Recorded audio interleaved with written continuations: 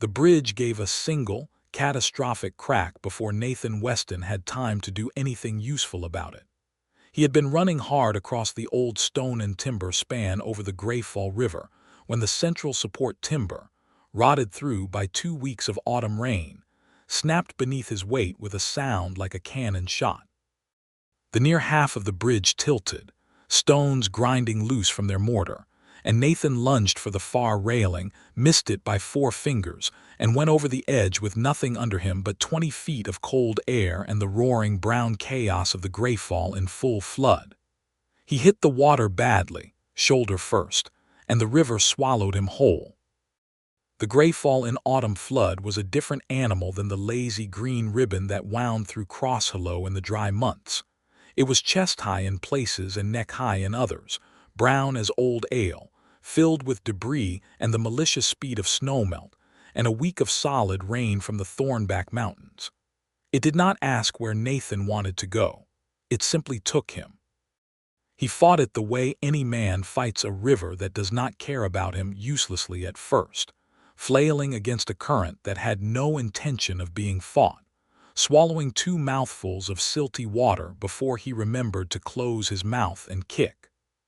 He got his boots under him, found no ground, kicked again, got his head above the surface long enough to see the bank, both banks, brown and slick with the river's overflow, and then a submerged log caught him across the ribs and knocked the breath from him completely. He was not, in that moment, thinking about his quarrel with Lord Edric Bane or the usurper soldiers he'd been running from or the information folded in the oilskin pouch inside his vest. He was thinking about not dying. Which was when the hand came. A hand like a warm iron manacle closed around his wrist from above, and Nathan Weston left the river with the sudden, undignified velocity of a pike being hauled from a pond.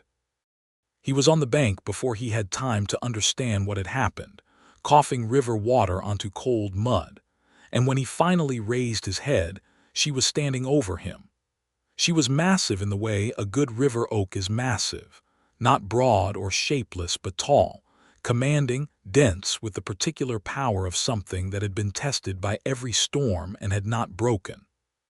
She was an orc woman, head and shoulders taller than Nathan, her skin the color of dark moss and river stone, with the close-fitted warrior's leathers that he registered even through his shock. A deep forest green fitted vest of hardened leather laced tight across the chest, wide-strapped and form-hugging, worn over a long-sleeved dark linen undershirt that clung to arms corded with muscle. Her breeches were the same hardened leather, fitted close to strong legs, tucked into knee-high riding boots with worn brass buckles. A short baldric crossed her chest, holding a curved short-sword at her left hip, and her dark hair black as pitch, cut shorter on one side and longer on the other, loose now and dripping, framed a face that was striking in a way Nathan's waterlogged brain struggled to fully process. Her eyes were the color of amber lit from behind, gold with flecks of dark brown, and they were looking down at him with an expression that was not exactly warm. "You are welcome," she said before he had managed to say anything, and her voice was low and dry as an unlit hearth.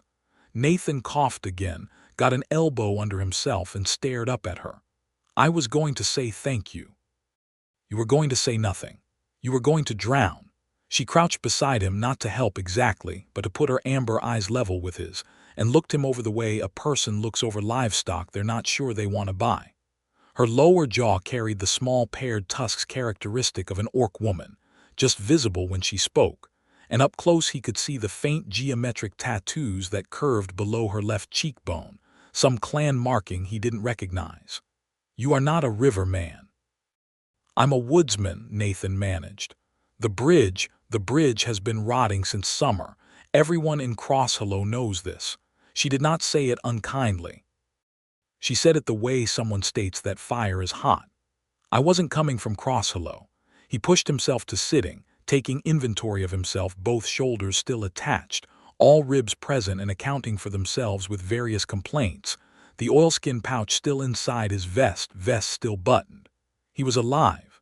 He was soaking, freezing, and had just been hauled from a flooding river by an orc warrior with one hand and a scowl, but he was alive. I was coming from the Fenwood. Through the back trail. Something shifted in her expression, not warmth exactly, but interest. She looked at him again, sharper this time. That trail is 2 days' walk through rough country. In this rain? Yes. Why? He considered her for a moment. She had fished him out of a river that would have taken him half a mile downstream and deposited him against a log jam. She had done it alone, one-handed, without apparent effort, and she was crouching in the cold mud with him now as if she had nowhere better to be. He decided she had earned at least something close to the truth. Because Lord Edric Bane's soldiers are watching the main road into Crosshallow, he said, and I have news for the Warden's Council that Lord Bane would rather not have delivered. She was quiet for a moment. Above them, what remained of the bridge groaned, shifted, and released another stone into the river. Come, she said, and stood up. I know a dyer's shed on the near bank. You will freeze on the ground. She looked down at him without offering her hand this time, but she also didn't walk away immediately, which he interpreted as her waiting for him to get himself upright. He did with some difficulty, and she set off along the bank with long, unhurried strides, clearly assuming he would follow. He followed.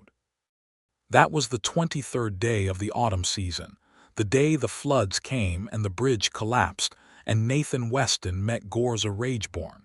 He did not know yet what a season would hold.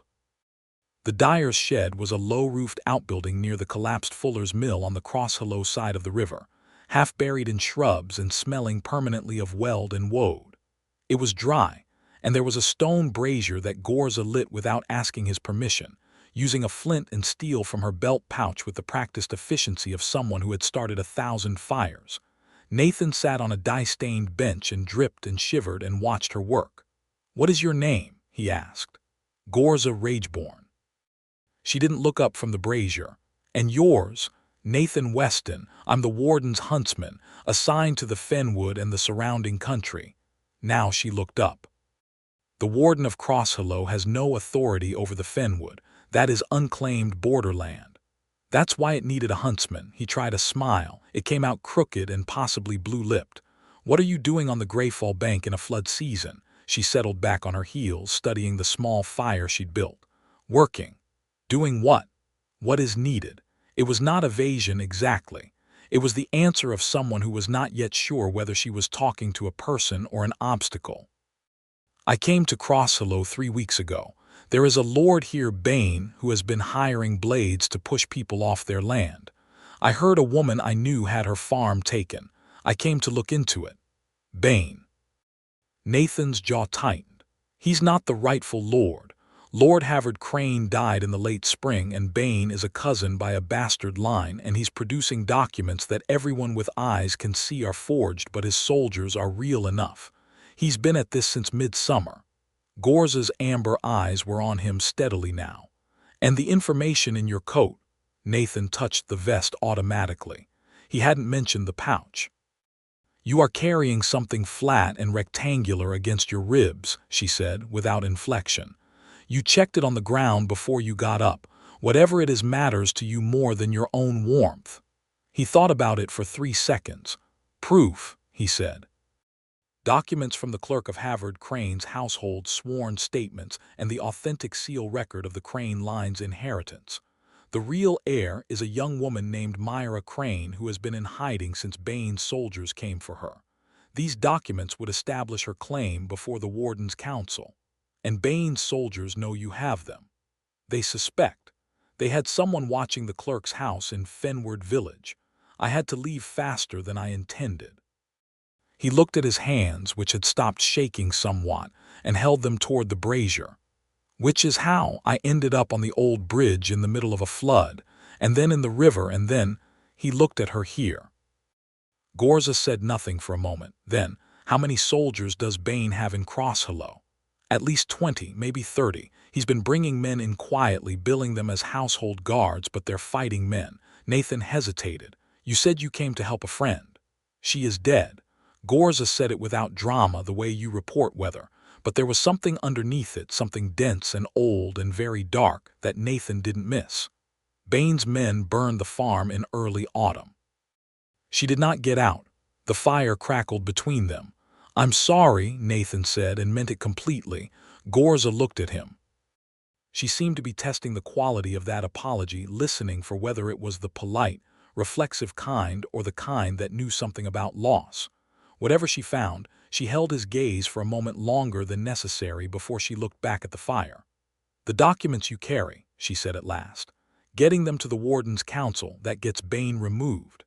If the Council votes to recognize Myra Crane's claim, Bane loses his legal standing and his soldiers lose their contracts." "Yes." "And Bane's men currently between you and the Council." "Yes." She was quiet again. He watched the firelight move across the planes of her face, the strong jaw, the slight forward set of her brow that gave orc faces their characteristic intensity, the faint gleam of her lower tusks, the tattoos that curved like a branch below her cheekbone. She was, he realized with a disoriented sort of clarity, extraordinarily striking. He also realized he was still waterlogged, running on 3 hours of sleep, and perhaps not at his best for rational observation. "I will help you get them to the Council," she said. He stared at her. "Why?" "Because Bane took the life of someone I cared about, and if removing him from power requires helping you, I will help you." She met his gaze directly, no apology, no performance. "And because you did not treat me as a threat when I crouched beside you on that bank, and that is rarer than it should be." Nathan thought about what it meant to be an orc woman alone in a human border town, in the middle of political upheaval, in the autumn floods. He thought about how many men in his position would have scrambled away from her on that bank, or grabbed for a weapon, or tried to bargain from fear.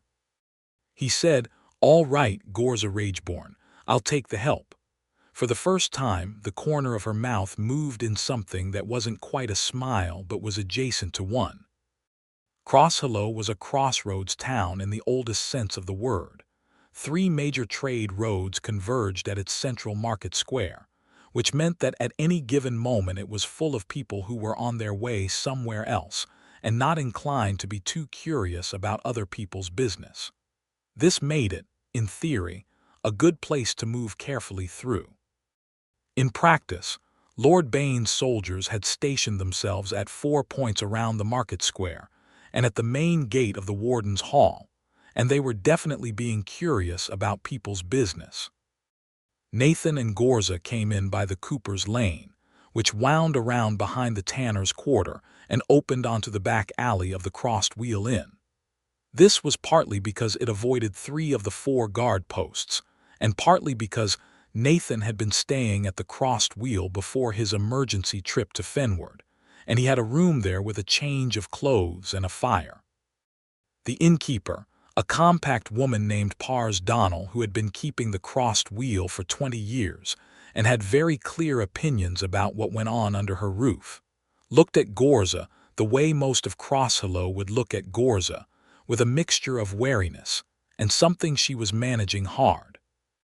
But she looked at Nathan the way she always looked at Nathan, which was with the exasperated affection of someone who had been providing him with a room since he was 22, and she pushed a key across the bar without a word.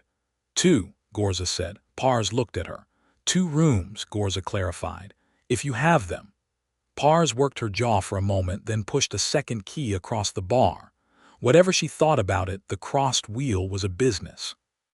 Their rooms were adjacent on the first floor, which Nathan decided was convenient and said nothing about. He changed into dry clothes, hung his wet ones over the fire rack, and sat on the edge of the bed with the oilskin pouch in his hands, thinking about what came next. The warden of Crosshallow was a man named Aldrich Vane, elderly, thorough, slow to decide but solid when he did. His hall was on the north side of the square, and his council met on 4th day, which was 2 days away. 2 days to keep the documents safe and get them into the hall. Bane would know Nathan was in town by morning.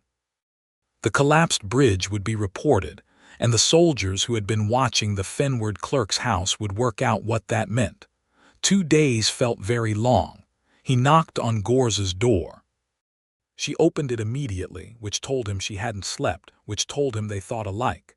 She had dried her hair and it hung loose now, one longer side falling across her right cheek. She had cleaned the river mud from her boots. She was still in her warrior's leathers, because she was not, Nathan sensed, someone who changed out of her armor without an extremely good reason. "Come in," she said, and moved back to let him into a room that was identical to his, except that she had pushed the bed against the wall to give herself more floor space, which he noticed but didn't comment on. They sat at the small table by the window, which looked out onto the dark alley, and Nathan spread what he knew about Crosshallow's layout between them the way you spread a map: streets, positions, the warden's hall, the guard rotations he'd observed before his trip to Fenward. Ghorza listened.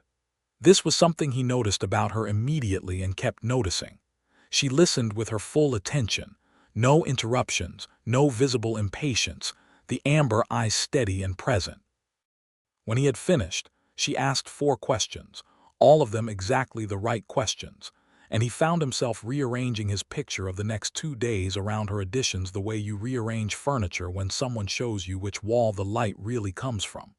"The council meets at midday on 4th day," she said. "Bane's legal position is that he is acting regent pending ratification. If you present the documents before ratification, the council has grounds to refuse him." "Yes."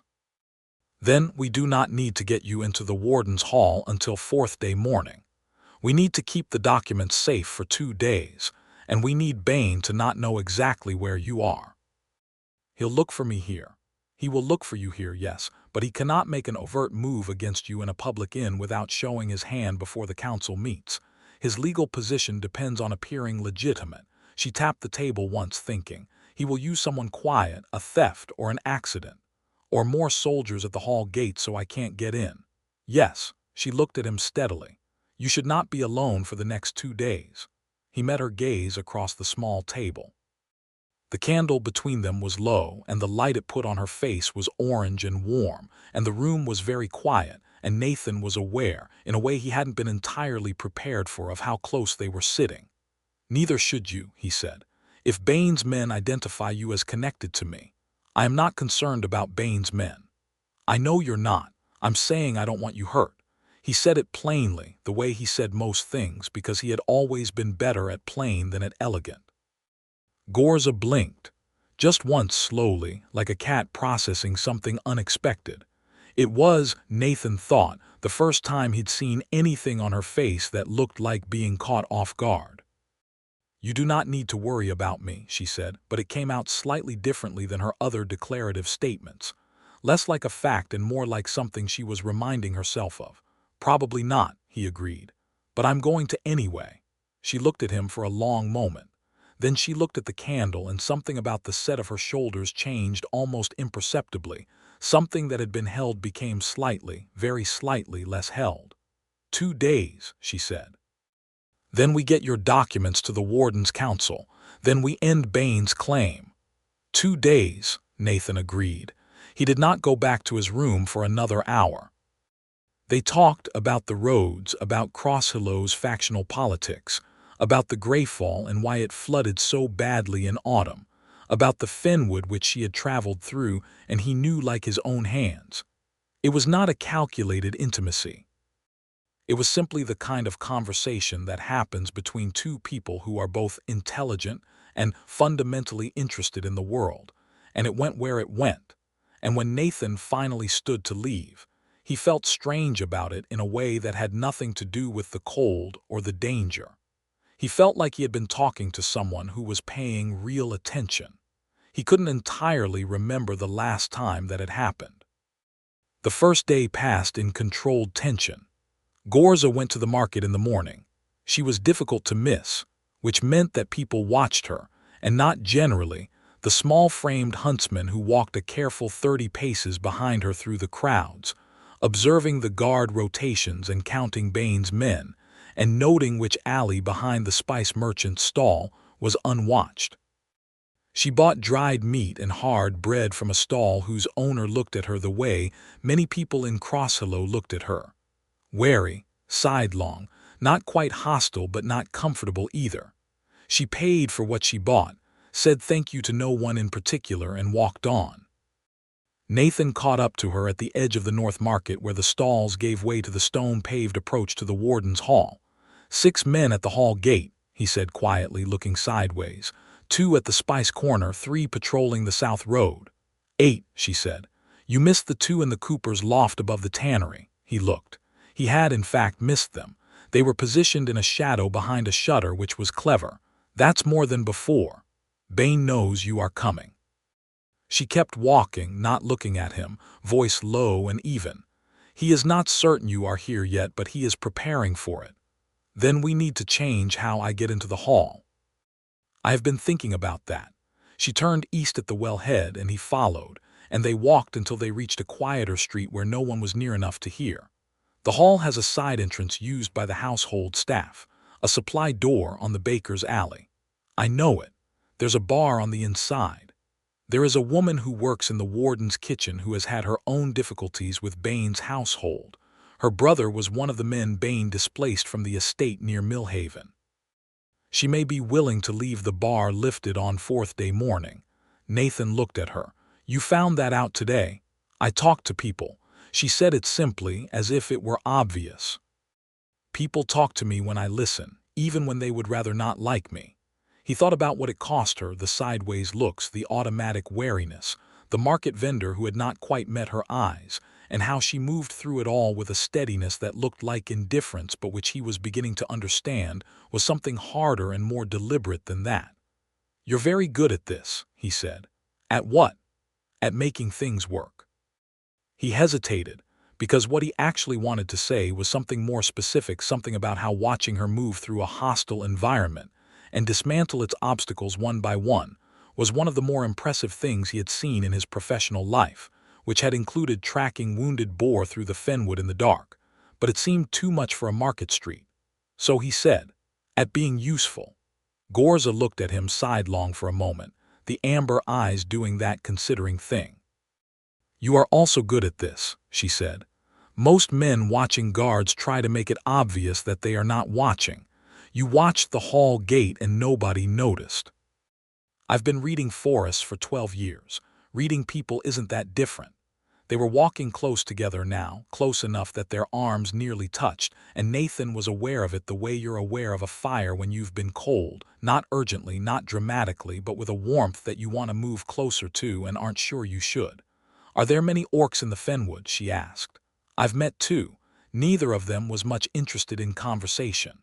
Were you? I was interested. He felt her glance at him. I never met anyone who wasn't worth at least an attempt at talking to.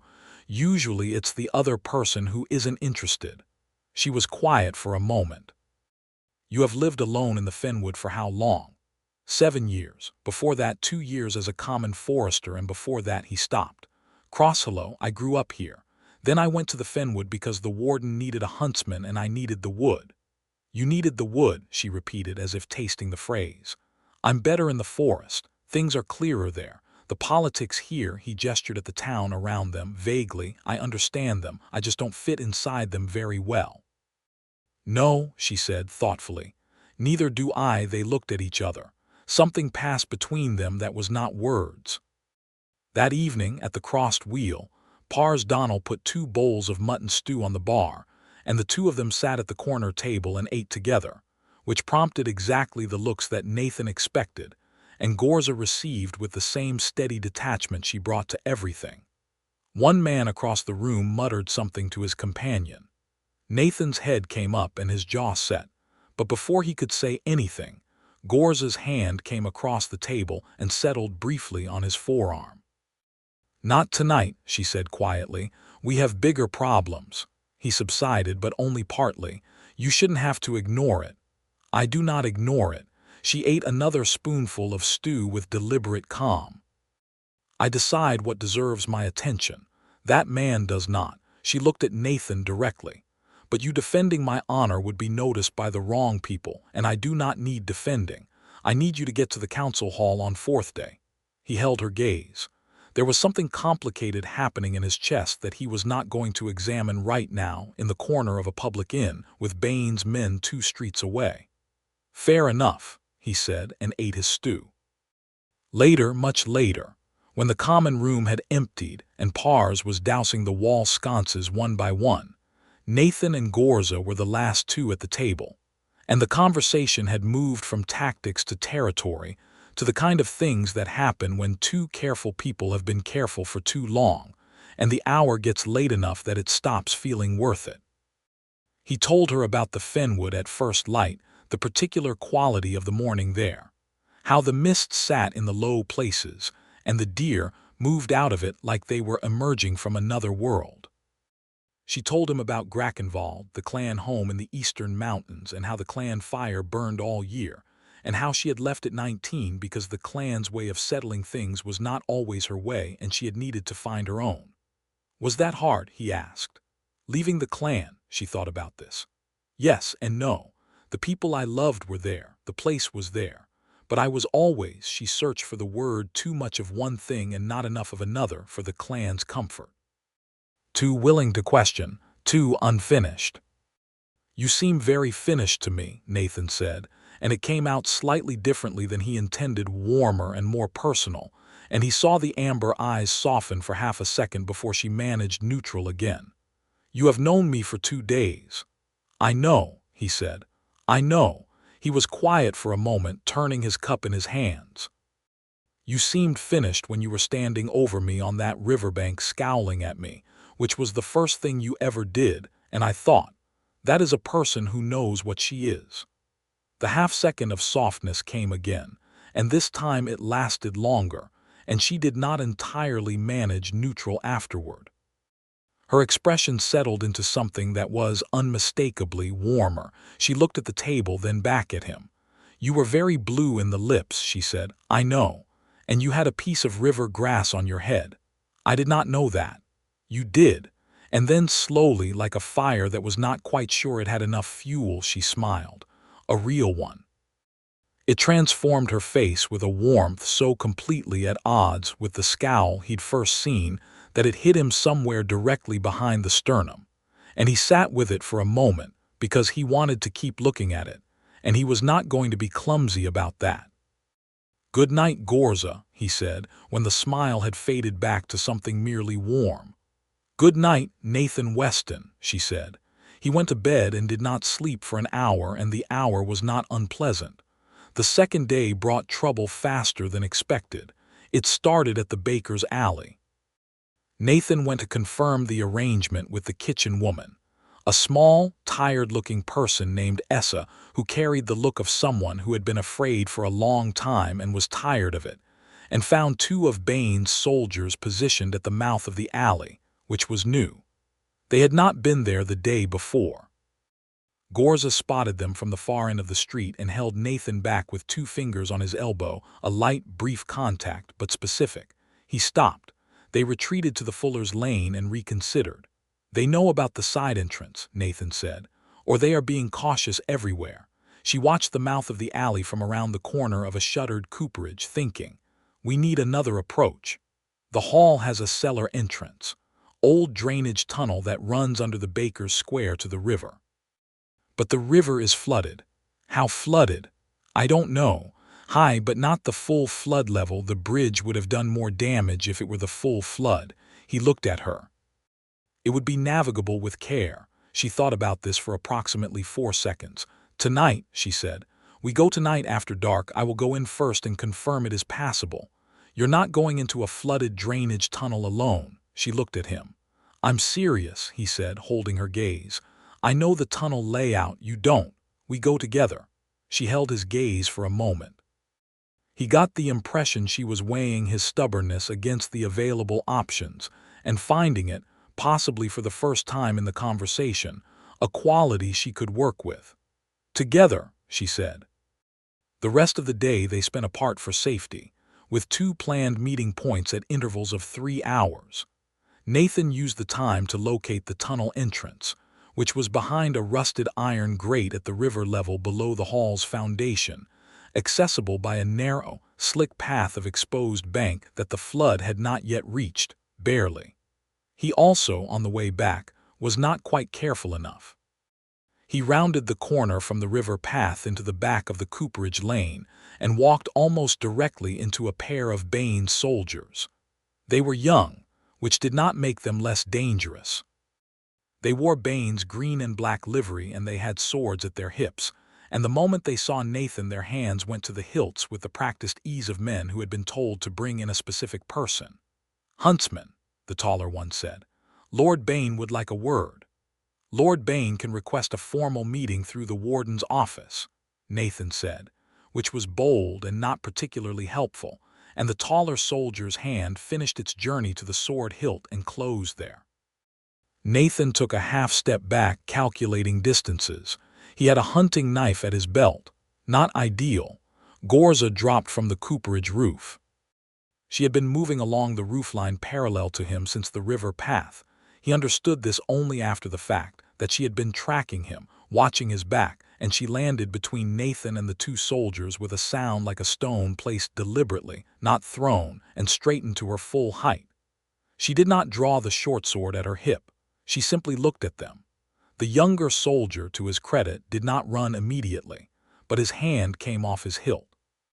"We have no quarrel with you," the taller one said, though his voice had changed register somewhat. "No," Ghorza agreed. "You have a quarrel with him, which means you have a quarrel with me." She tilted her head slightly, and something in that small movement communicated, completely without aggression, that she was not in any way worried about how this ended. It was one of the most effective threats Nathan had ever seen delivered, and it contained no actual threat. The taller soldier looked at his companion. The younger soldier was looking at Ghorza with the expression of a man rapidly revising his operational plan. "This isn't finished," the taller one said, and they left. Nathan let out a breath. Ghorza turned, looked at him, and her expression was unreadable except for something in the amber eyes that was not quite exasperation. "You were not careful," she said. "No," he admitted. "I wasn't, thank you." She held his gaze. "Where is the tunnel entrance?" "By the iron grate, I'll show you tonight." He paused. "You were following me. I was in the area." He looked at her steadily, knowing it was more than that, not going to make her say it. "I'm glad you were," he said simply. She looked away first. "Come," she said. "The second meeting point is the spice merchant's back gate. We should not be standing here." But she walked close to him the rest of the way to the meeting point. Close enough that their arms brushed twice, and neither of them moved apart. At the meeting point, a small sheltered courtyard behind the spice merchants where a fountain that was no longer working collected dead leaves. They sat on the fountain's edge and Nathan noticed something he hadn't before. A cut on the back of Ghorza's right hand, fresh, drying. She hadn't had it in the morning. "What happened?" he said, nodding at it. She looked at it as if she'd forgotten it was there. "The man in the market who said what he said last evening," she said. "He followed me this morning." Nathan's jaw tightened, and he does not still have the knife he was going to use. She said it completely evenly, no drama, no complaint.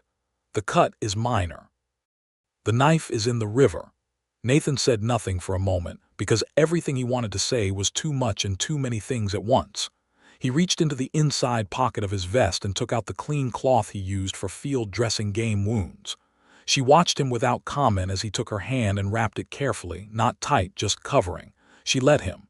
She was very still while he did it. "This town," he said, keeping his voice even, concentrating on the knot. "All towns," she said simply, "not all." He tied the knot and held her hand for a second afterward, not intentionally, just hadn't let go yet, and then he registered it and started to, and her fingers closed briefly around his. Not grasping, just for a moment. Then she released. They sat with the silence for a bit. "When this is done," he said carefully, "and Bane is removed, where do you go?" She looked at the dead fountain. "I had not decided." He looked at the dead fountain too. "The Fenwood is good country," he said. "If someone were inclined to stay in the area. The town isn't," he glanced at the wrapped hand, "ideal, I know. But the wood itself is." He stopped. He was saying this awkwardly. "What I mean is that you'd be still awkward welcome. In the area." Ghorza looked at him. The amber eyes were doing something he couldn't quite categorize. It was not the steady assessing look, and it was not the brief warmth.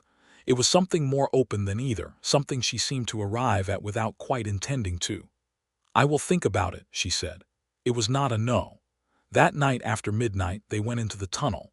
It was exactly as unpleasant as Nathan had expected. The grate came up with Ghorza's leverage applied to it, which took about 3 seconds. The tunnel beyond was stone-cut old construction from when the hall was built, arching over a channel of dark water that was currently running above its usual level ankle-deep at the entrance, rising to knee-deep at the midpoint. It was black, and it smelled of old stone and river silt, and the ceiling came low enough that Ghorza had to move at a continuous slight crouch, which Nathan could tell cost her in terms of both comfort and dignity, and which she endured without comment. He led.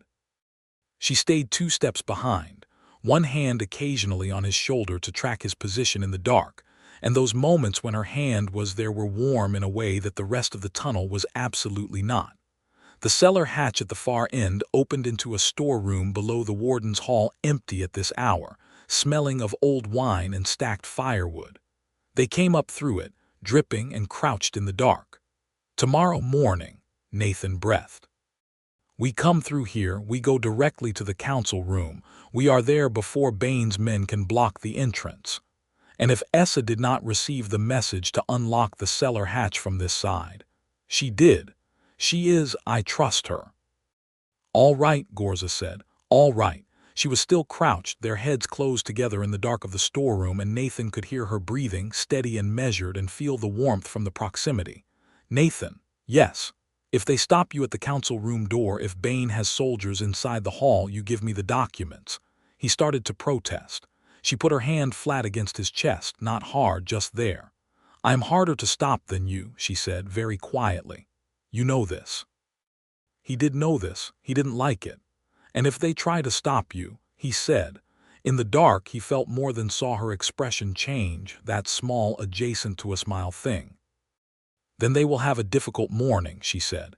He made a sound that was not quite a laugh but was in the neighborhood, and her hand was still against his chest, and neither of them moved for a moment that extended past the merely practical.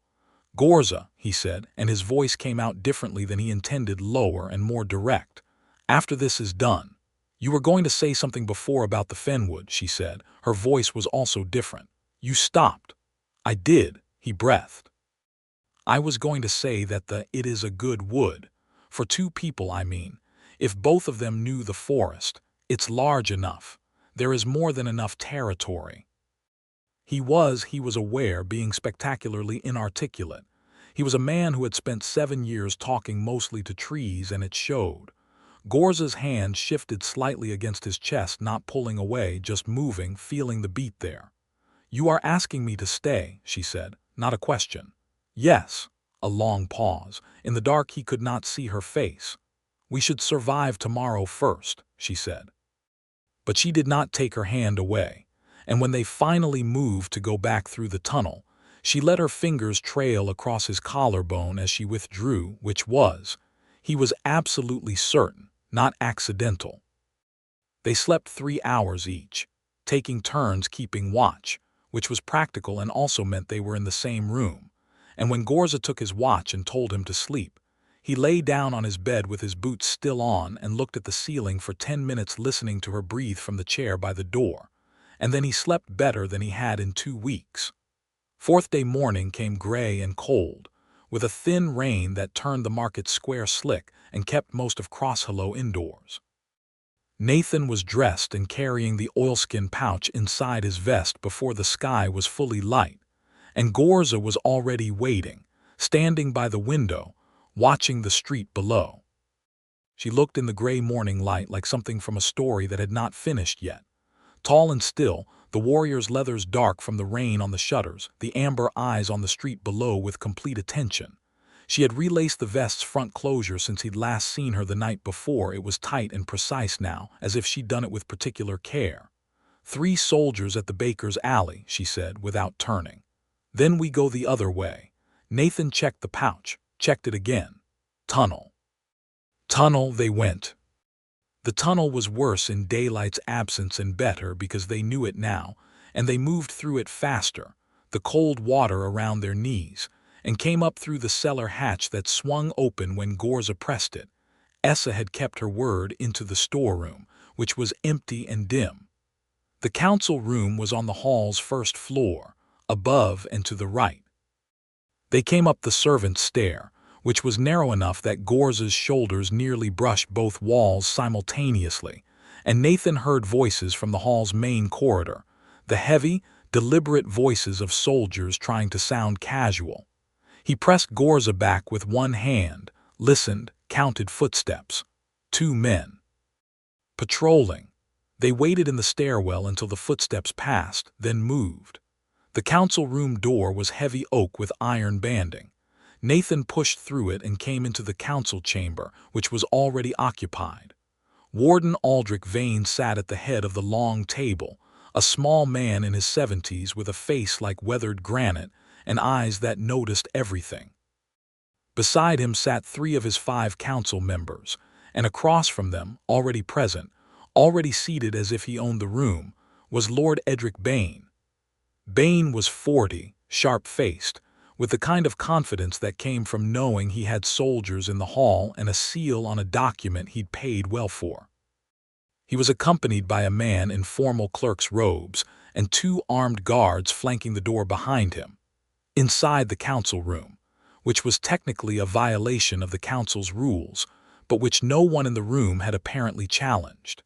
He looked at Nathan coming in through the servant's door with an expression of mild, controlled anger, and then he looked at Ghorza behind Nathan, and the controlled anger became something more volatile, and then became careful again. "Huntsman Weston," Warden Vane said, and his voice was entirely unsurprised. "You are just in time. Lord Bane was about to present his claim." "I have evidence for the council that bears directly on the legitimacy of that claim," Nathan said, coming to the table, reaching into his vest. The oilskin pouch came out. The documents inside 3 pages of heavy vellum, close-written, with 2 wax seals still intact spread on the table. Bane's controlled expression held for 4 more seconds. Then he said, "Those are forgeries. They are sworn statements from the household clerk of the Crane estate and a notarized copy of the succession record from the Hall of Records in Millhaven, countersigned by its chief archivist." Nathan's voice was steady. He placed his hands flat on the table, leaning on them, looking at Vane.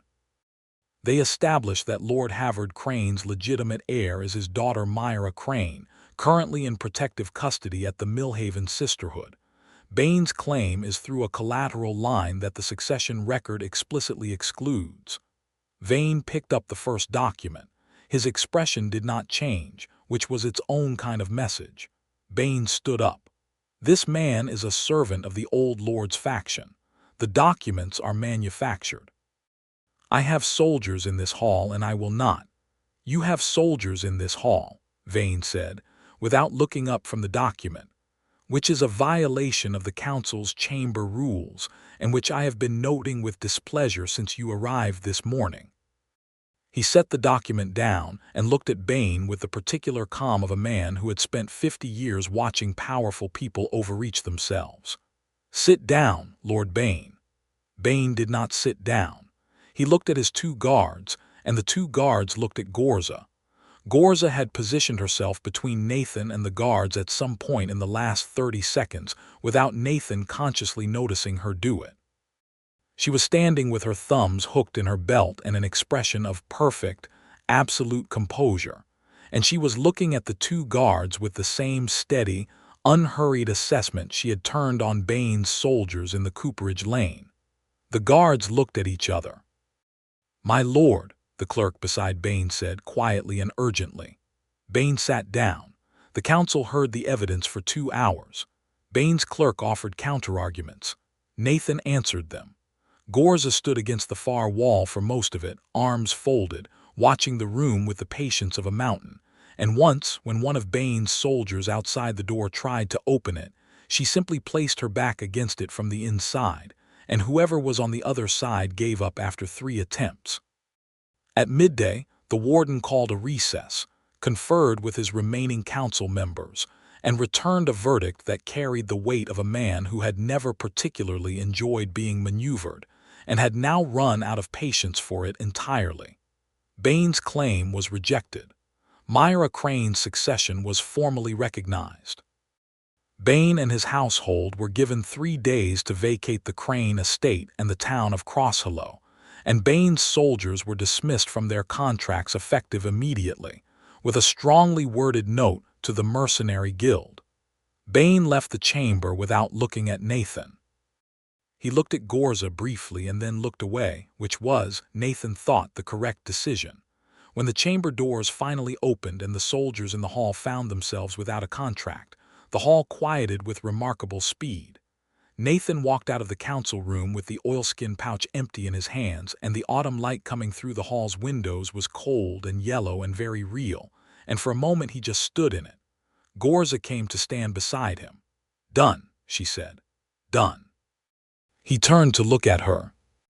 She was watching the hall empty, Bane's men gathering themselves, the council members dispersing with an expression that was somewhere between relief and something more complicated, something that had to do with what came after. He had learned enough about her face in 2 days to see it. "Essa will be all right," he said, "now that Bane's men are gone." Yes, she was quiet, and Myra Crane's estate will be returned to her, and the farms Bane seized. He thought of the farm she had mentioned on the first night in the dyer's shed, the friend who had not gotten out. He didn't say it, but she saw him think it. He was becoming certain she could do this, read his thinking through his face, and she gave a small nod. "It does not bring her back," she said, "but it is what should be. I am satisfied." They stood side by side in the hall's thinning light.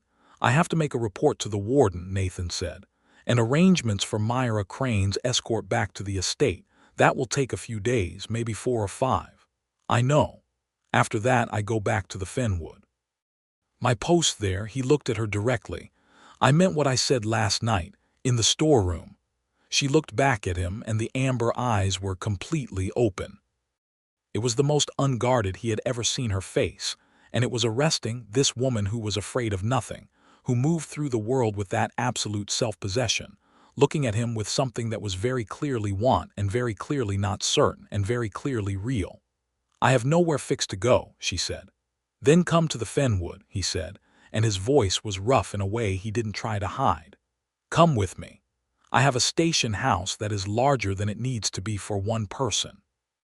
The wood is good. I can show you." He stopped. "I want to show you the wood. I want you to see it with me." Something moved across her face, the slow, warm kind of movement, like a fire finding its hold on good fuel. "You are asking me again," she said. "I am asking you again," he confirmed.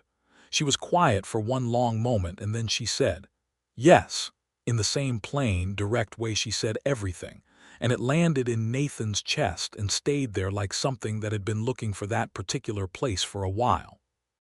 He reached for her hand, the wrapped one, careful, and she let him take it, and they stood in the emptying hall in the autumn light, and it was not dramatic and it was not a ceremony, and it was entirely sufficient. The escort for Myra Crane took 4 days, as Nathan had estimated. He and Ghorza both rode, because the warden had horses available and the road required them, and watching Ghorza ride was an experience Nathan catalogued quietly and did not comment on, because there was something in the ease of it. The way she moved with the horse, the way she handled it with the same fundamental competence she brought to everything, that made him want to say things he wasn't yet ready to say in front of the warden's escort riders. Myra Crane was 17, clever, pale, with the strain of months in hiding, and she looked at Ghorza with the open, uncalculated curiosity of someone too young and too tired to perform wariness. On the second day of the ride, she pulled her horse alongside Ghorza's and asked, point blank, how Ghorza had learned to fight. Nathan, riding on Ghorza's other side, watched Ghorza field this question, watched the surprise move across her face at being asked so directly, and then the warmth, and then the careful, genuine answer about the clan training grounds in the years after, and Myra listening with her whole attention, and something released in Ghorza's posture that he recognized as the same thing he had first seen that night at the inn when the conversation went late. She was a person who needed to be talked to like a person. She had spent years managing the alternative, and she was very good at managing it, but it was not the same thing. They delivered Myra Crane to the estate on the third afternoon, and the estate staff, old retainers who had been waiting through months of Bane's occupation, came out into the yard as if the sun had appeared after a long storm. The steward, a man who had known Havard Crane for 30 years, took Myra's hands and did not speak for a moment, and Nathan watched Ghorza watch this from the edge of the yard, and her expression was the complicated one again, the one that held the weight of the friend who hadn't gotten out, and he moved to stand beside her without thinking about it, and she shifted slightly toward him without thinking about it, and that was that. On the return ride to Crosshallow, the escort riders went ahead, and Nathan and Ghorza fell back without discussing it, and the space between them and the others gradually widened until they were effectively alone on the road in the late afternoon, the trees of the outer fenwood just visible on the southern horizon. "We could go now," Nathan said. "To the fenwood. The road south forks 2 miles ahead." Ghorza looked at the southern horizon. "You still have a report to file." "I can send it by courier." "The warden will understand. He has everything he needs for the official record." Nathan hesitated. "Unless you want to go through Crosshallow again." She didn't say anything for a moment. He watched her face in profile, the strong line of her jaw, the clan tattoo below her cheekbone, the particular quality of attention she gave everything she looked at. "No," she said. "Let's go south." They turned at the fork. The fenwood received them in the way that old forests receive people who know them without ceremony, with a particular quality of attention that was the reverse of a crowd's, a quietude that had texture to it. The road became a track, and the track became a path, and the path became something you had to know. Nathan knew it. He moved through it with the ease of 7 years of knowledge, reading the trail the way Ghorza had said the broken branches that told him a boar had passed 2 days before, the stillness of the birds on the left that meant a fox was hunting somewhere in that quarter, the quality of light through the canopy that told him rain was 2 hours away. He watched Ghorza register all of this the way a person with good instincts registers a new landscape, taking it in, sorting it, building her sense of it. "It is old," she said once, "very old. Parts of it haven't been cut in 300 years. The trees know it." She said it without self-consciousness, as fact. "Yes," Nathan agreed without qualification. The station house was a substantial building for what it was: 2 rooms, a deep hearth, a covered woodshed, a small stable for the horse he kept here. It sat on a rise above a bend in the Greenthorn Creek, and in the gray late afternoon it looked exactly like what it was: a place that had been kept up carefully and lived in by one person for a long time, with the particular neatness of a solitary existence. He opened the door and let her in first, and she walked through it the way she walked through every space, taking the measure of it. And then he saw this, choosing a place to stand and relaxing into it. She went to the window and looked out at the creek and the trees, and her shoulders dropped from some held tension he hadn't noticed until it was gone.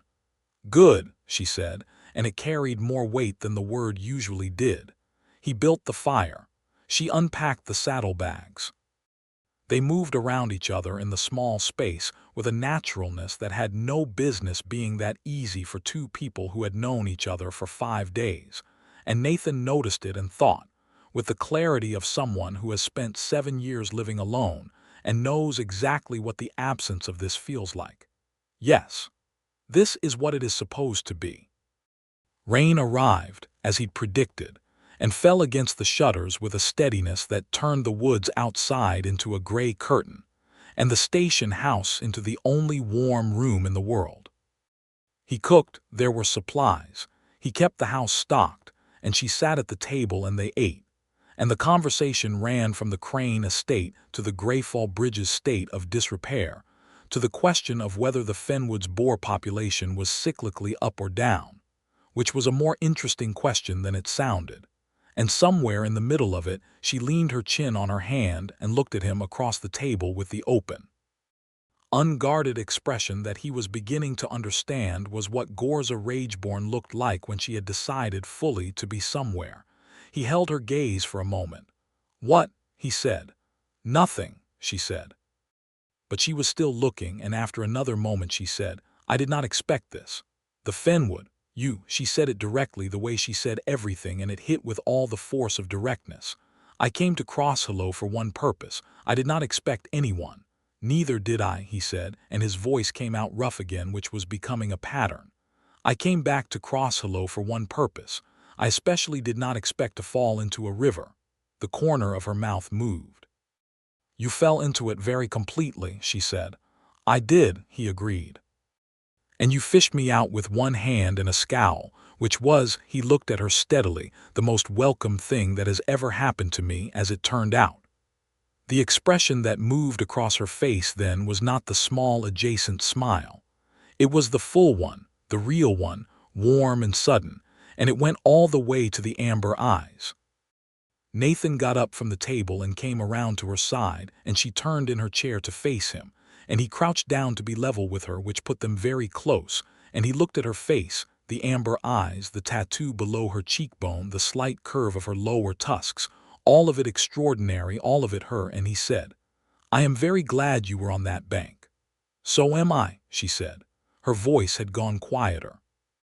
Her hand came up and settled against the side of his face with an exquisite care, fingers against his jaw, and the warmth of it was everything the river had not been. He leaned forward, and she leaned forward, and the distance between them closed, and the kiss was not tentative. It had the quality of something that had been building since a cold, rainy riverbank 5 days ago, and had simply been waiting for the right temperature to arrive. Her hand stayed on his face, and his found her shoulder, and the rain fell against the shutters, and the fire held its light, and it lasted long enough to be complete. When they drew back it was only a little, and they stayed in that nearness for a moment, looking at each other at close range. "You are going to ask me to stay," she said. It was not a question, and the way she said it told him she already knew the answer she was going to give. "I am," he said. "Stay, Ghorza." "Yes," she said, as simply as before, with everything it contained. The weeks that followed had the quality of good timber, solid, with grain that ran true. Winter came early to the Fenwood, in the way the deep wood always received winter. Quietly, without announcement, the leaf fall and the first frost arriving together one morning before Nathan had quite expected them. He went through his autumn preparations, checking the station house's stores, marking the trail boundaries before the snow made them ambiguous. The careful management of the wood that was his actual job beneath all the politics. And Ghorza moved into these activities with a readiness that was not about trying to be useful. She simply was useful, automatically and immediately, in the way that a very competent person dropped into a new situation finds its rhythms without effort.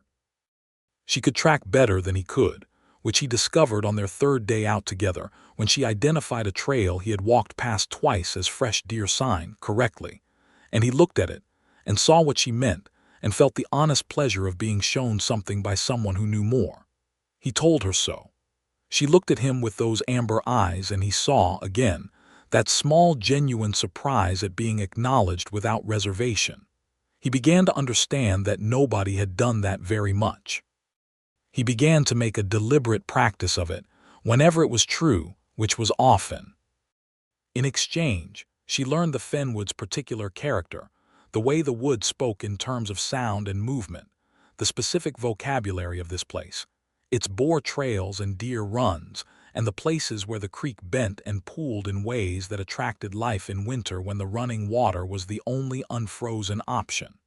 She learned it fast, with the focused attention she brought to everything, and by the time the first real snow came, she moved through the wood with confidence. One evening in early winter, she came to the fire from the woodshed with armfuls of split logs and her hair full of snow and her face bright from the cold, and Nathan looked up from the map he was updating, and the thought he had was so clear and complete that it had no need of elaboration. "I have never wanted anyone in my life the way I want her to stay in mine." He did not say this. He said, "There's hot water for tea on the hook." "Good," she said, and dropped the logs and went to the fire, and the snow in her hair melted in the warmth, and the evening happened around them, the way evenings were happening around them now, with the layered ease of two people who have figured out each other's rhythms and find them compatible. But there were things she carried that the ease did not dissolve, and on a night in midwinter when the snow was deep and the wind had locked them inside for the third straight day, she told him about them. She told him about the friend who had died at the farm Bane had burned. Her name had been Sara, and she had been an orc woman who had married a human farmer 12 years before and made a life in the borderland with a patience and courage that Ghorza described with the sparse, careful words of someone who has thought about a loss for a long time. She had gone to Crosshallow because she had heard about the burning through a message carried by a trader, and she had come not knowing if Sara was alive, and she had arrived to find that she was not. Nathan listened with the full, undeflected attention he had observed in her and tried now to offer back. When she finished, the fire was lower and the wind had eased slightly, and he said, "What was she like?" Ghorza was quiet for a moment. She laughed at everything. Not carelessly, she took things seriously. She was not silly, but she had this. She found the funny edge of things, even hard things. She made you feel that hardship was navigable. She looked at the fire. She had more courage than almost anyone I have known. To make that life in a borderland town with a human man with all of what that required of her, and she was not bitter about it. She was glad. Nathan looked at Ghorza. She sounds like someone worth coming all the way to Crosshallow for. She was. A long pause. I keep thinking she had found something real. Something that most of us are told is too difficult or too complicated or not safe for people like us.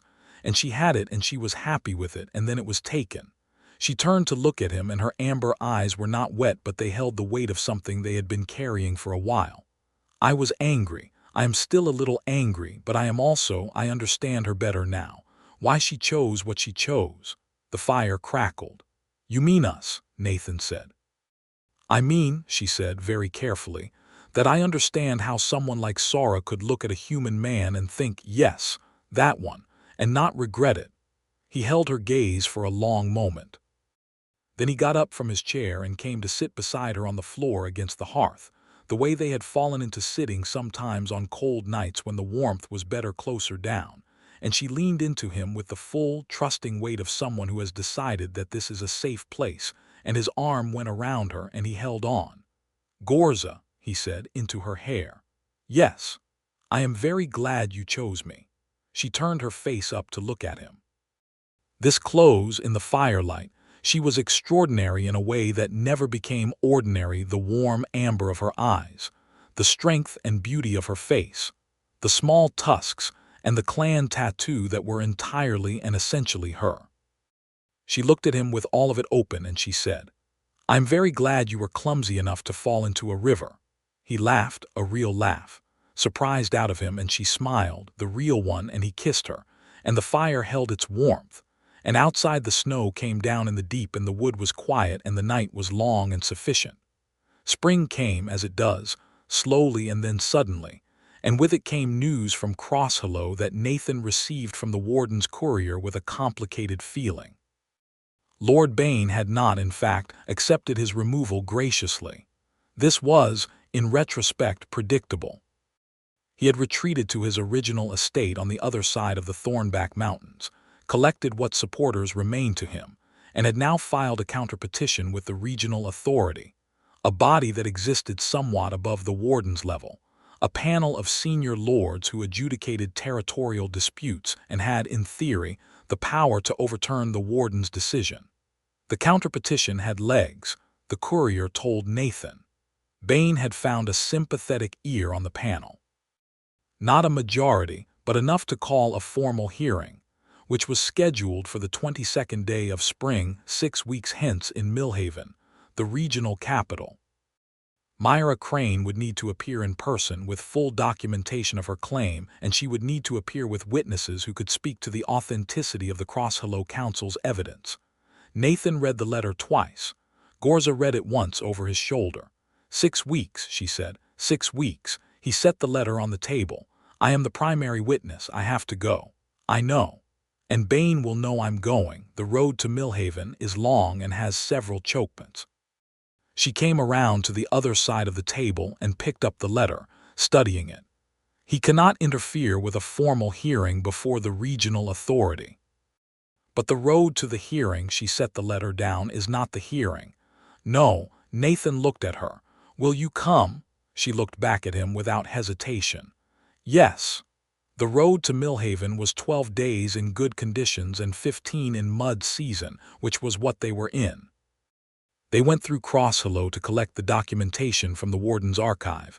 Nathan noted that Crosshallow looked different to him now, had lost the hostile territory quality it had carried in autumn, which he understood was partly because Bane's soldiers were gone and partly because of a difference in himself that he did not fully analyze, and they joined Myra Crane's party, which consisted of Myra herself, her steward, 2 retainer riders, and now Nathan and Ghorza, which made it small and fast. Bane's interference, when it came, was not subtle. On the 8th day out of Crosshallow, on the high road above the Greenthorn Gorge, the bridge collapsed. It was not, this time, rot. It was deliberate. Nathan saw it a half-second before it happened, saw the fresh cut marks on the bridge's support timbers, saw the ropes on the near side that should have been tied to the piers and were not, saw the man on the far bank who turned and ran the moment he registered that the approaching party had registered him. And he shouted a warning and grabbed Myra's horse by the bridle, hauling it back, and the bridge went down into the gorge below with a sound like the end of something. The gorge was 30 feet deep. The Greenthorn at the bottom was in full spring flood, narrow and violent, white where it hit the rocks. The man on the far bank had already disappeared. The bridge was gone. The retainer riders milled and the steward went white, and Myra looked at the gap with the slightly too calm expression of someone who is not going to show fear in front of her staff even if she is, in fact, afraid. Nathan assessed. The gorge was 30 feet wide at this point, but narrower upstream.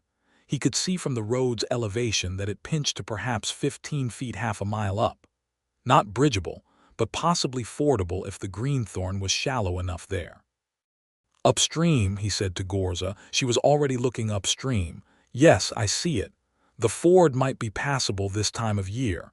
Might be, she looked at him. Might not. He met her eyes. Only one way to know. They rode the half-mile upstream, the rest of the party following, and the gorge narrowed as he had seen it would, and the Greenthorn at the narrow point was faster but shallower, running over exposed rock shelves. It was fording country barely in this season. The water would be chest-high in the middle on a horse, and the current was aggressive, and there were submerged rocks, and the far bank was a steep scramble. Nathan looked at it for 30 seconds. "I'll go first," he said. "Test the line." No. Ghorza was off her horse and wading in before he finished the sentence, and he opened his mouth to argue and then closed it, because she was already into her thighs and moving with controlled, deliberate steps, reading the river bottom with her feet the way he had been taught once, and she appeared to have been born knowing. She was 3 times stronger than he was in moving water. This was simply true, and the current that would have taken him off his feet was pushing against her like an argument it was not going to win.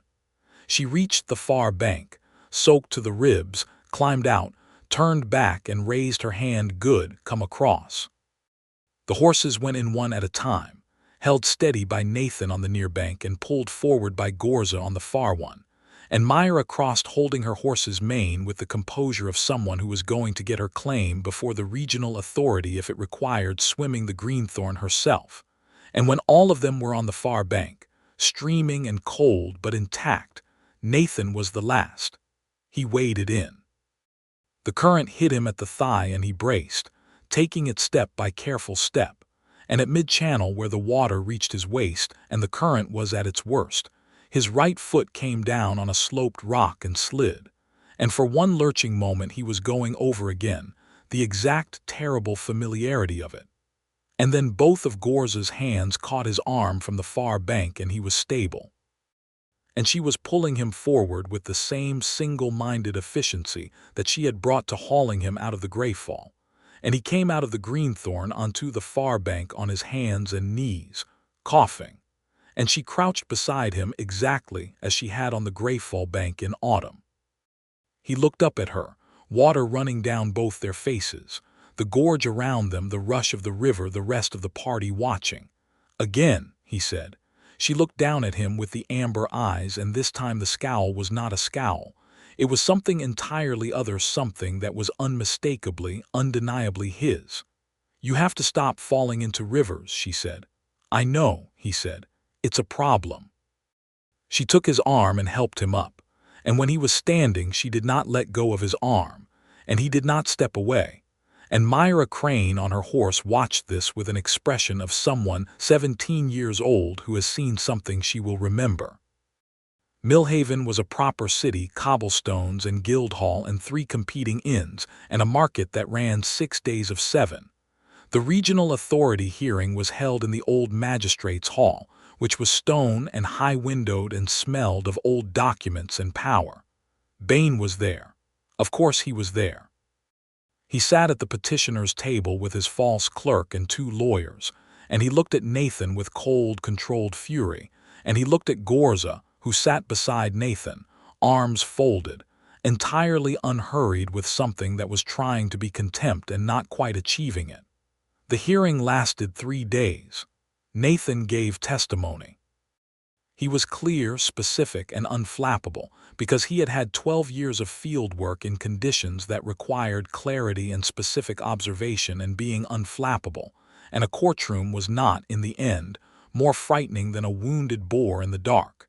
He presented the documents. He answered every counterargument with precision. Bain's lawyers worked hard.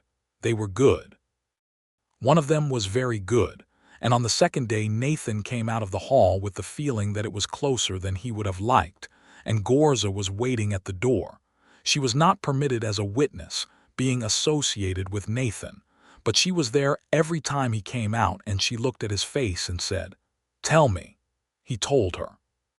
They sat on the stone steps of the magistrates' hall in the afternoon sun, with Millhaven going about its business around them, and she listened, and then she thought, and then she said, "The clerk's sworn statement, the original one, not the copy. Where is it?" "In the warden's archive in Crosshallow. I only have the certified copy." The original would be stronger than the copy against their forgery argument.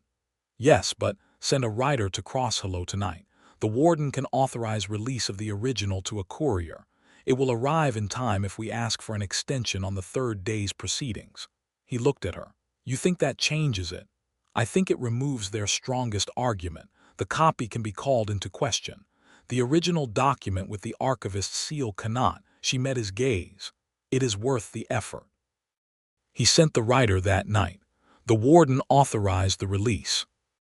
The original arrived on the morning of the 3rd day, carried by a rider who had pushed her horse through the night, and Nathan presented it to the panel with something that was, underneath its professional exterior, relief. The panel deliberated for 4 hours, which was long enough for Nathan to walk the length of Millhaven's market square 3 times, and for Ghorza to buy dried fruit from a vendor who talked to her normally, like a person, which she accepted without commentary, but which Nathan saw land in her the way small kindnesses do when a person has learned not to expect them. He bought her a cup of spiced tea from the same vendor on his second pass, and she held it with both hands and looked at him over it with the amber eyes soft. "You do not need to," she started. "I know," he said. "I know I don't." She drank the tea. The panel ruled in favor of Myra Crane. Bain's petition was formally denied with prejudice, meaning he could not file again. His claim was extinguished. Myra Crane was recognized by the regional authority as the legitimate heir of Havard Crane, which made the recognition ironclad, above and beyond what even the Warden's Council could provide, immune to further legal challenge. Bain left the hall with his lawyers and his false clerk and the cold fury still on his face, and as he passed Nathan in the corridor he stopped. He looked at Nathan and then he looked at Ghorza and he said, "You couldn't have done this alone." "No," Nathan said, "I couldn't." There was a pause. Ghorza said nothing. She did not need to. Bain walked out. Myra Crane found them in the corridor. She was 17 and had been afraid for a year, and she had stood before the regional authority panel with a composure that had clearly impressed the panel, And now she was done with composure for the moment, and she grabbed Nathan's hand and shook it very hard, and then she turned to Ghorza and said, "I want you to know that I know this is because of you. Both of it, the council in Crosshallow and this. Nathan told me." Ghorza looked at Myra with an expression that was briefly, completely, at a loss. "It was not only me," she said. "I know," Myra said, "but it mattered that you were there." She looked at them both. "You should come to the estate when I'm settled, both of you." Ghorza looked at Nathan. Nathan said, "We will." The road home was easier. The spring was warmer, the mud drying, and they rode south out of Millhaven with the weight of it done, and the particular lightness of that, of something carried for months finally set down, was in the air between them for the first day and then settled into something quieter and more lasting. On the second night out, camped at a roadside way station that had a covered fire pit and a linta for the horses, Nathan and Ghorza sat by the fire after the retainer riders and Myra's steward were asleep, and Ghorza asked him something she had been holding for a while. "What do you want?" she said.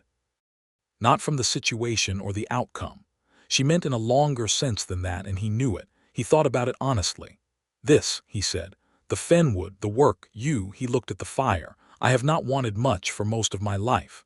I have wanted to do the work well and to be in the wood and to be sufficient, I suppose, in the basic sense. Not to need more than I had.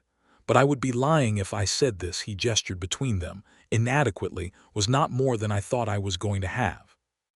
And I would be," he stopped, finding the right words, "I would be very unwilling to give it up." Ghorza watched him from across the fire. The amber eyes were steady and full. "I am going to tell you something," she said, "that I have not said to anyone, not in this way." He waited. "I have lived for 10 years by being self-sufficient, by needing no one. Because needing someone when you are what I am in the world as it is a risk that most of the time does not pay. People leave, or they cannot manage the difficulties of it, or they are kind until they are not." She looked at the fire for a moment. "I came to Crosshallow ready to do what needed to be done and go. I was not looking for anything. I did not believe I had use for anything I did not already have." Nathan did not say anything. He waited with his full attention. "You wrapped my hand," she said. "On the second day, with a piece of cloth from your vest." She looked up at him. "You just took my hand and wrapped it, without asking permission, without making something of it, as if it were obvious that a wound should be cared for." She was quiet for a moment. "I did not know how to hold that. I kept thinking about it, something so small." The fire crackled between them. "Ghorza," he said. "I love you," she said, in the direct way she said everything, with all its weight and none of its decorations. "I am telling you because it is true and you should know it, and because I am choosing this. Not falling into it, choosing it."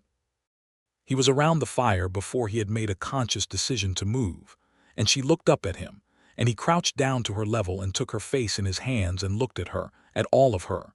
The extraordinary face and the amber eyes and the warrior's steadiness and the person who had fished him from a river with one hand and a scowl, and turned out to be, underneath all of it, someone willing and capable of choosing a life. And he said, "I love you. I have been in love with you since the second night at the crossed wheel, I think, maybe since the riverbank." "The riverbank," she said, and her expression was the warm, slightly disbelieving one. "You were blue." "I was blue," he agreed, and kissed her. And she kissed him back with nothing held in reserve, her arms coming around him, and the firelight held them in its warmth. And the camp was quiet around them, and the road south was clear. What the remaining days of that road held was warmth, and a deepening, and the particular intimacy that grows between two people when the danger has passed, and the stakes have shifted from survival to the simpler and more vulnerable business of simply being together without emergency providing the excuse. They talked as they rode. They were quiet together when quiet suited better. On the last night before Crosshallow, they camped alone.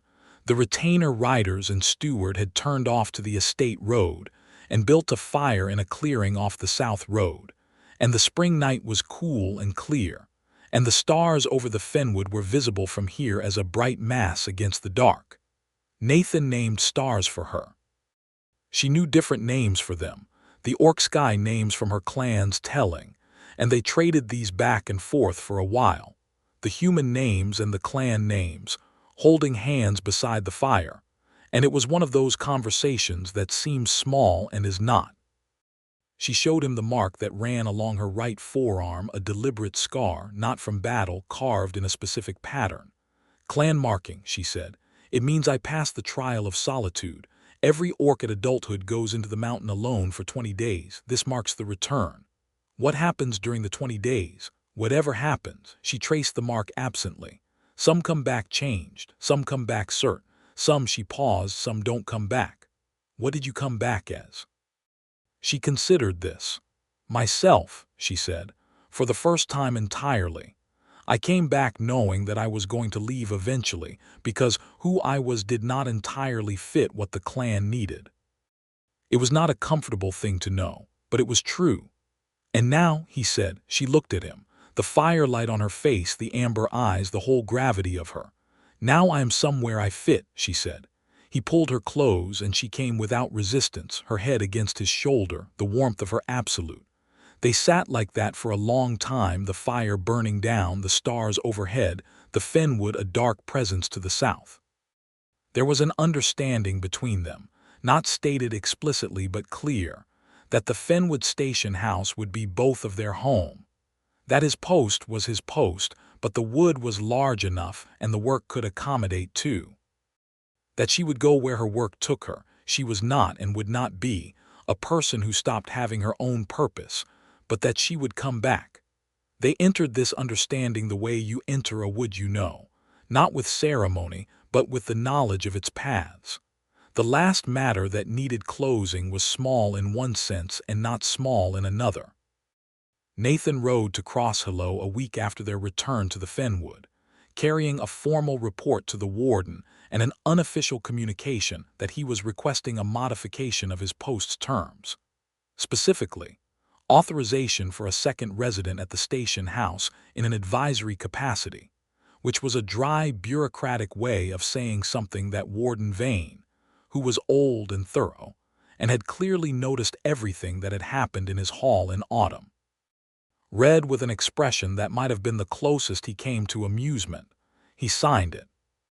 Nathan rode home through the Fenwood in the early summer evening with the authorization in his saddlebag, the light coming through the canopy in long gold-green bars, the wood smelling of recent rain and turned earth and the deep, resinous warmth of old growth. A woodpecker was working somewhere to his left.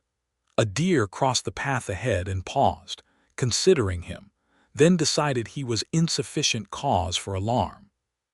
The station house came into view over the rise, smoke from the chimney, the door open to the evening air, the faint sound of someone moving inside. He came in. She was at the table with a map spread in front of her, one of the tracking maps he used for the bore circuit, which she had been adding to with her own observations, correcting a creek marking and adding 2 trail markers he hadn't known about. She looked up. She read his face before he could say anything. He signed it, she said. He signed it. The amber eyes warmed. She stood and he came to her, and she put her hands against his chest in the way she had in the dark of the cellar storeroom, feeling the beat there, and he held her face and they stayed like that for a moment, just that, just the warmth and the solidity of each other, the evening light through the open door, the wood around them. There is a word, she said, her voice low, in the Orc tongue, for the person you have claimed as your own. Not a ceremony word, we have those too, but a true word. The word you use when you say what someone is to you. What is it? She said it, a word that was soft at the start and certain at the end, shaped differently than human words, carrying the particular weight of a language built for hard country. Say it again, he said. She said it again, and this time he heard its structure, the claiming in the first part, the constancy in the second.